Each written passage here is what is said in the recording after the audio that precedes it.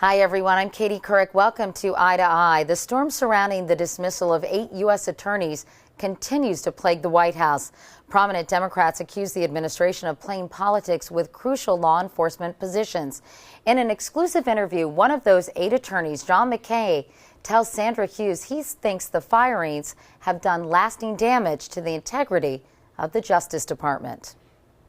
My entire office and myself had been evaluated by the Justice Department, a very large team throughout 2006, from March to about September of 2006. And both I and my management team and all of the hardworking men and women in my office were highly evaluated by the department. So I knew there were no issues with regard to my performance, and they gave me no performance issues at the time of that I was asked to resign. Much to my regret, both the Attorney General and the Deputy Attorney General testified in Congress that some of us, including myself, were dismissed for performance-related reasons. And I knew that was false, and I felt obligated to speak up on behalf of not just myself, but on behalf of the men and women in my office and the special agents who do the investigations. I knew their work was good. I knew there were no performance issues on their part, and I felt it was my duty to speak out on their behalf. All 8 of the United States attorneys that I know of who were fired, 7 of us on the same day, December 7th, were in a conference room with all 93 United States attorneys and the Deputy Attorney General of the United States, who stood in front of us and told us we were the greatest class of United States attorneys in the history of the government. And he must have been carrying around in his briefcase a list of 8 or more United States attorneys that he intended to fire the very next day. Well, I don't think any United States attorneys were aware of any lists being maintained by certain officials at our headquarters in Main Justice.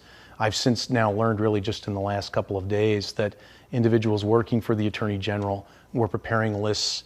I don't know what their criteria was. I don't know what their process was.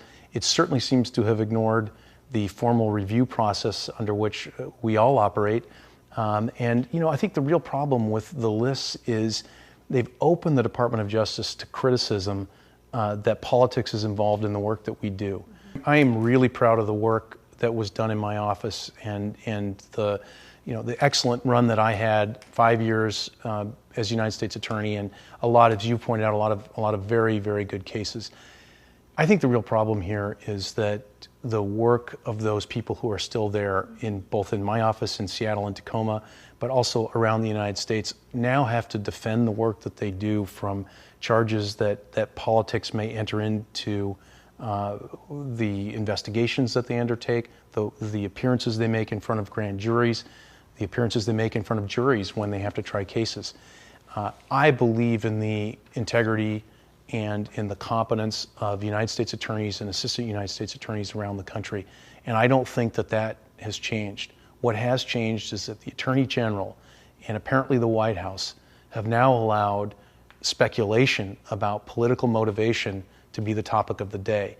That is a black cloud really on the Department of Justice, and really the Attorney General must dispel that. I think that the work being done by United States attorneys and assistant United States attorneys around the country is going to continue to be excellent. They now have a new burden that they're carrying. I hope it doesn't stay with them very long. I'm replaceable. I know that. Others can do the work that I was doing. Any individual prosecutor is replaceable. What's not replaceable is our reputation for fairness, our reputation for independence from political influences. We've earned that over time, and I resent very much the idea that the current leadership would allow that to be injected into the work that we do. I did apply to be federal judge last fall, and at that time questions were directed to me about the 2004 governor's election in Washington State, a very close election, many allegations of fraud. On 3 recounts, the Democratic candidate was elected, and while there were claims of election fraud, no evidence was ever developed to indicate that a crime had occurred. And I, at that time, made a decision not to pursue further federal investigation. This was a very controversial thing, and I learned when applying to be a federal judge last fall, 2 years after the election, that some in Washington State were very resentful that I hadn't intervened in the election, which would have been terribly inappropriate. There is no question that my office's handling of the inquiry in the 2004 governor's election went very smoothly. We complied with all of the requirements of the Civil Rights Division, the Voting Rights Section, and no one ever communicated to me that they were unhappy with any step I had taken. I would like to say that had someone come to me and indicated that they wanted a full-blown criminal investigation in front of a grand jury, whether it be the White House or the Justice Department, I would have refused.